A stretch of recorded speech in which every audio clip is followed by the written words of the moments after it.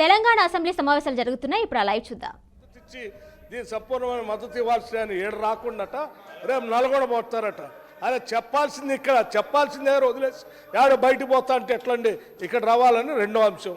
మూడోది స్మితా సబర్వాల్ గారు రాసిన లేక కరెక్టా కాదా?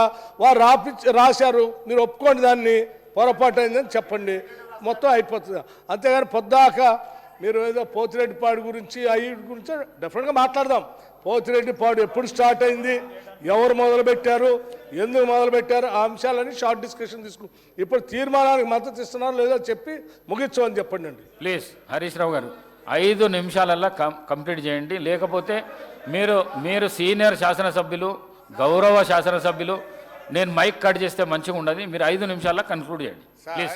ప్లీజ్ నేను ఒక్క నిమిషం మాట్లాడితే 5 నిమిషాలు మంత్రులు మాట్లాడితే మీరు మాట్లాడిచ్చేటట్లు చేస్తున్నారు, అట్లా చేయకండి. నేను దయచేసి ప్రభుత్వం కొంచెం ఓపికతో సంయమనంతో వింటే రాష్ట్రానికి మేలు జరుగుతుంది, వినాలి. ఇవాళ గౌరవనీయులు మంత్రి గారు మాట్లాడుతూ రాయలసీమ లిఫ్ట్ గురించి, ఆంధ్రప్రదేశ్ రాజకీయాల గురించి, పోతిరెడ్డిపాడు గురించి అనేక విషయాలు వారు స్వీపింగ్ రిమార్క్స్ చేసినారు. నేను దాన్ని క్లారిఫై చేసి ఈ రాష్ట్రానికి ఉపయోగపడే విధంగా చెప్పాల్సిన బాధ్యత మా మీద ఉంటుందా ఉండదా? దయచేసి ఇప్పుడు మీరేమో ఓన్లీ తీర్మానంకే కన్ఫైన్ కమ్మంటున్నారు. ఉత్తమ్ కుమార్ రెడ్డి గారు ఇచ్చిన ప్రజెంటేషన్లో తీర్మానానికి కన్ఫైన్ కాలే కదా, వారు మొత్తం పోతిరెడ్డిపాడు, శ్రీశైలము అన్నీ చూపించారు కదా. సో నేను అందులో నాకు గవర్నమెంట్కి ఉపయోగపడేది ఒకటి, 2 వారు కొన్ని సత్యదూరమైన విషయాలు చెప్పారు, దాన్ని రెక్టిఫై చేయాల్సిన బాధ్యత నా మీద ఉంటుంది. అందువల్ల దయచేసి కొద్దిగా టైం ఇవ్వండి. బయట గౌరవనీయులైనటువంటి సభానాయకులు కూడా బయట మాట్లాడి ఏమన్నారంటే కేఆర్ఎంబి మీద చర్చ పెడతాం, 2 రోజులైనా మాట్లాడదాం, మీ మైకే కట్ చేయము, మీరు ఎన్ని గంటలు మాట్లాడినా మాట్లాడవచ్చు అందరూ. ఇక్కడనేమో నిమిషం మైక్ కట్ అవుతుంది, దయవుంచి ఒక 15 నిమిషాలు ఇవ్వండి. అయితే అధ్యక్ష, గౌరవనీయులు ఉత్తమ్ కుమార్ రెడ్డి గారితో నా మనవి ఏంటంటే, తెలంగాణ గత 10 ఏళ్లలో మేము చాలా కష్టపడి ఒక ట్రిబ్యునల్ను మనం తెచ్చుకోగలిగినాం. వాస్తవానికి రాష్ట్రం ఏర్పడ్డాక 1 నెల లోపల మన 2 జూన్ 2014 రాష్ట్రం ఏర్పడితే 14 జూలై 2014 రోజు కేంద్ర ప్రభుత్వం దగ్గరికి స్వయంగా ముఖ్యమంత్రి గారు కేసీఆర్ గారు, అప్పటి ముఖ్యమంత్రి గారు వెళ్ళి, మీరు వెంటనే కృష్ణా నదీ జలాలను పునఃపంపిణీ చేయండి, దానికి ట్రిబ్యునల్ను కాన్స్టిట్యూట్ చేయండి, సెక్షన్ 3 ప్రకారం ఇది మా రాష్ట్రానికి సంబంధించిన హక్కు అని 1 నెల రోజుల్లోనే కేంద్ర ప్రభుత్వం దగ్గరికి వెళ్ళి కృష్ణా నదీ జలాల పునఃపంపిణీ కోసం సెక్షన్ 3 కింద లెటర్ పెట్టాం. అంటే దట్ ఈజ్ అవర్ కమిట్మెంట్. అయితే ఆ కేంద్ర ప్రభుత్వం దాదాపు సంవత్సరంన్నర అయినా కూడా పట్టించుకోకపోతే, కేంద్రం నిర్ణయం తీసుకోకపోతే, మన భారత పార్లమెంట్ చట్టంలో ఏముందంటే, ఏదైనా ఒక రాష్ట్రం నదీ జలాల పంపిణీ విషయంలో కానీ డిస్ప్యూట్ విషయంలో కేంద్రానికి వస్తే ఏడాదిలోగా సమస్య పరిష్కరించాలి, లేదా దాన్ని ట్రిబ్యునల్కు రెఫర్ చేయాలని ఉంది. సంవత్సరంన్నరైనా కేంద్ర ప్రభుత్వం స్పందించకపోతే ఆ రోజు మేము సుప్రీంకోర్టుకు వెళ్ళాం. సుప్రీంకోర్టులో సీరియస్గా పర్సూ చేశాం.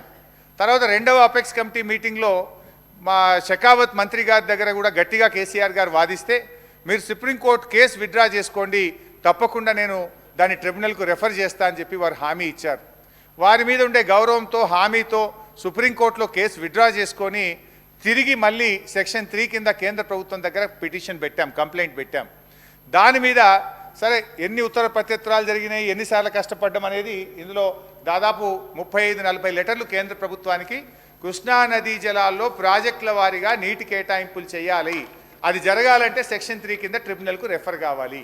సో ఎట్ లాస్ట్ 8-9 ఏళ్ల నిరంతర ప్రయత్నం తర్వాత మొన్న ఈ మధ్యకాలంలో కేంద్ర ప్రభుత్వం 6 అక్టోబర్ 2023 ట్రిబ్యునల్ను కాన్స్టిట్యూట్ చేస్తూ వారు గెజిట్ పబ్లికేషన్ ఇవ్వడం జరిగింది. ఇప్పుడు మనకు నిజంగా ఈ సమస్యకు ఒక పరిష్కారం దొరికింది. ఇప్పుడు ఈ ట్రిబ్యునల్ ముందు ఇందులో చాలా స్పష్టంగా చెప్పినారు, ఏదా 811 టీఎంసీలు ప్లస్ మన కేడబ్ల్యూడిడి 2లో అదనంగా ఇచ్చినటువంటి నీళ్లు, తర్వాత పట్టిసీమను మళ్లించడం ద్వారా వచ్చిన 45 టీఎంసీలు, వీటన్నిటినీ కూడా ప్రాజెక్టుల వారీగా నీటి కేటాయించండి అని చెప్పి కేంద్ర ప్రభుత్వం ట్రిబ్యునల్ను కాన్స్టిట్యూట్ చేసింది. Now we got the order. ఇప్పుడు మీరు ఈ తీర్మానంలో ఇంకోటి పెట్టండి, ఈ ట్రిబ్యునల్ను కాన్స్టిట్యూట్ చేసింది కదా, మన దేశంలో ట్రిబ్యునల్ అంటే 20 ఏళ్ళు నడుస్తుంది. ఇప్పుడున్న ప్రజెంట్ బ్రిజేష్ కుమార్ ట్రిబ్యునల్ 2004లో స్టార్ట్ అయితే ఇవాళ 2024, 20 ఏళ్ళుగా అదే ట్రిబ్యునల్ కొనసాగుతూ ఉంది.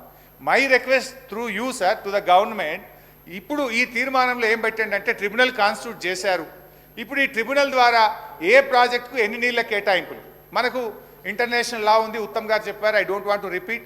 పరివాహక ప్రాంతం ఆధారంగా, కరువు ప్రాంతం ఆధారంగా మనకు ఆ సాగు భూమి లభ్యత ఆధారంగా నీటి కేటాయింపులు జరగాలి.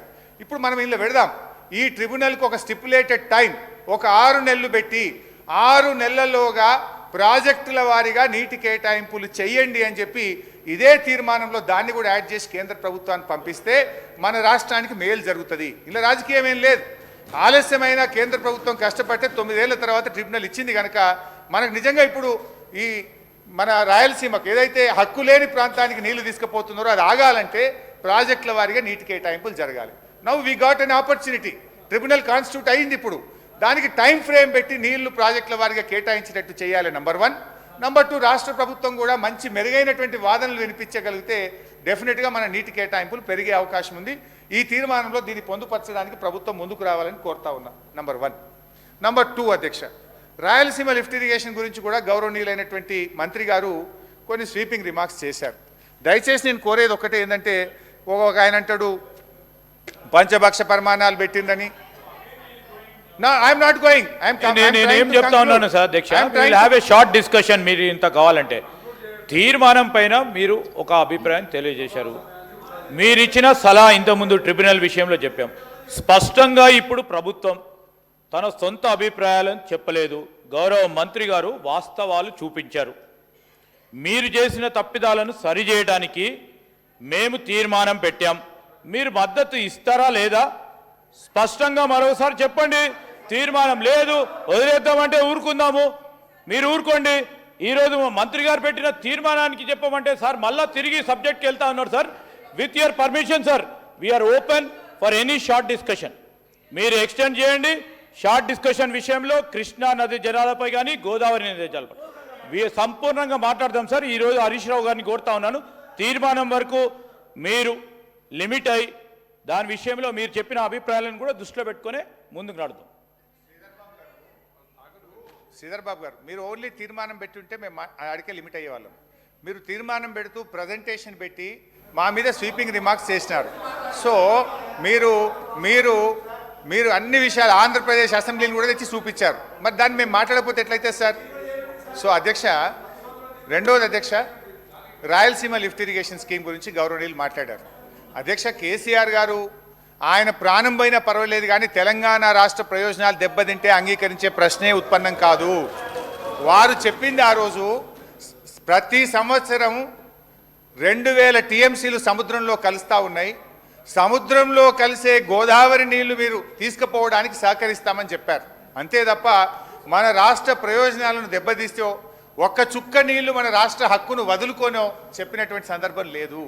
సముద్రంలో కలిసే గోదావరి నీళ్ళని తీసుకుపోవడానికి కేసీఆర్ గారు ఆ రోజు ముందుకు పోయి వారికి అవకాశం ఇచ్చారు. దాంట్లో డెఫినెట్గా మన ప్రయోజనం కూడా ఉంది. ఇప్పుడు గోదావరి నీళ్ళు వాళ్ళు రాయలసీమ తీసుకపోతే ఈ కృష్ణానది నీళ్లను మనం ఎక్కువగా మన మహబూబ్ నగర్కు, నల్లగొండకు, సాగర్కు తెచ్చుకునే అవకాశం ఉంటుంది. సో మనకు మేలు జరగాలంటే వాళ్ళకి అక్కడ ప్రత్యామ్నాయం సముద్రంలో కలిసే నీళ్లు ఉన్నాయి, అవి తీసుకుపోండి. వాళ్ళు ఆ నీళ్ళు అటుపోతే ఆటోమేటిక్గా మన కృష్ణా నీళ్ళు ఎక్కువగా రావడానికి, ట్రిబ్యునల్ ముందు వాదనలు వినిపించడానికి ఉపయోగపడుతుంది. అధ్యక్ష, అయితే రాయలసీమ లిఫ్ట్ ఎంత అన్యాయంగా అబద్ధాలు మాట్లాడితే ఎట్లండి సార్? హరీష్ రావు గారు,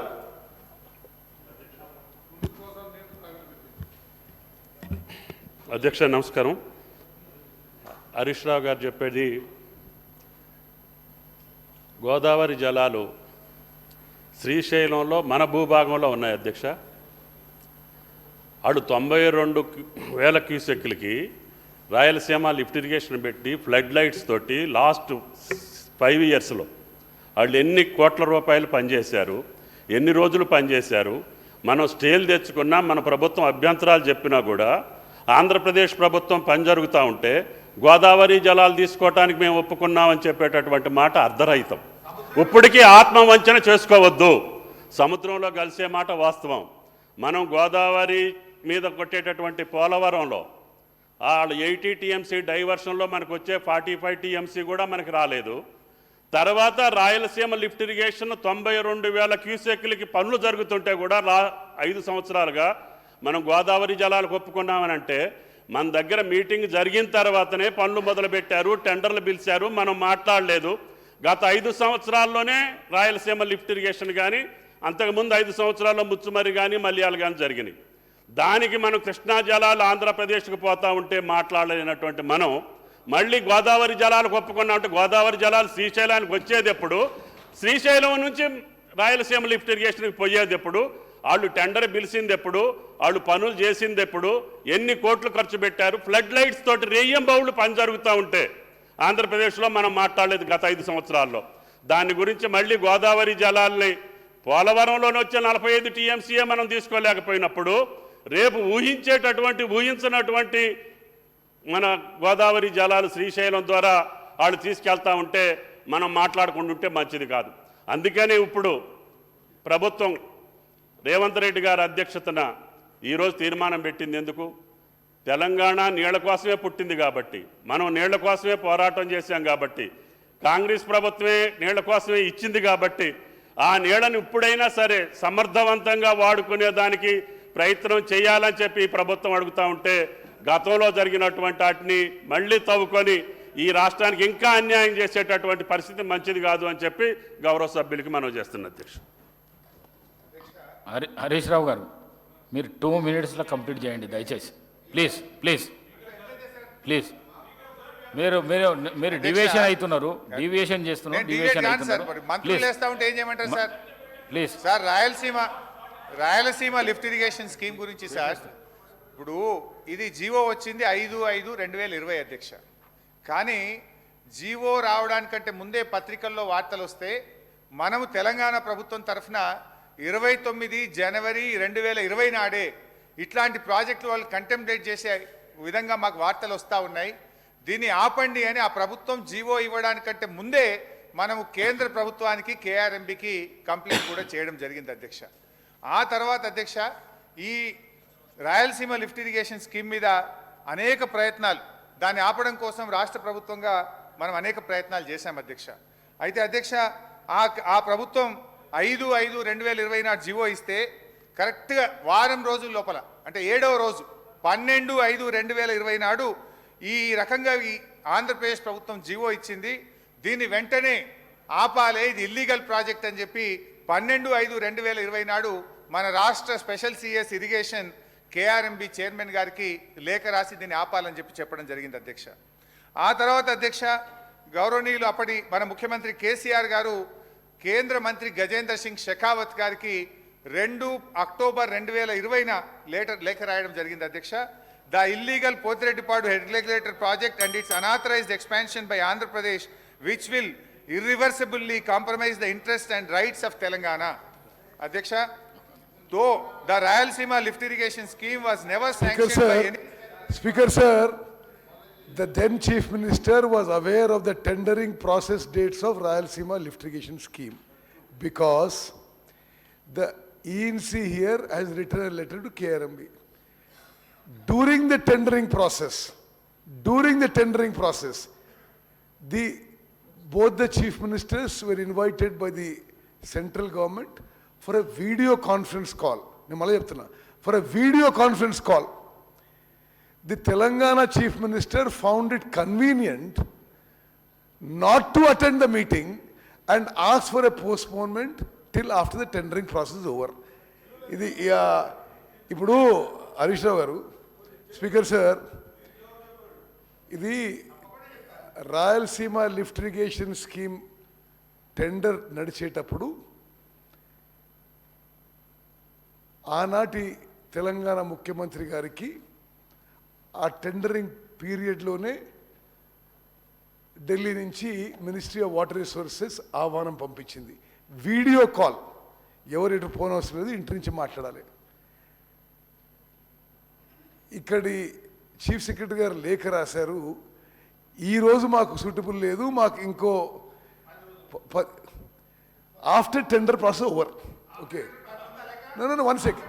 మీకు తెలుసు టెండర్ ప్రాసెస్లో మీ భాగస్వామ్యం కూడా మీకు తెలుసు, టెండర్ ప్రాసెస్లో ఎవరేమి జరిగింది మీకు తెలుసు. See beyond the point we don't want to speak, but ఆనాటి ముఖ్యమంత్రి గారి నాలెడ్జ్తోనే ఈ మీటింగ్ డేట్ పోస్ట్పోన్ చేయించడం జరిగింది, టెండర్ ప్రాసెస్ అయిపోయింది, అగ్రిమెంట్ అయిపోయింది, తర్వాతనే అపెక్స్ కౌన్సిల్ మీటింగ్ జరిగింది.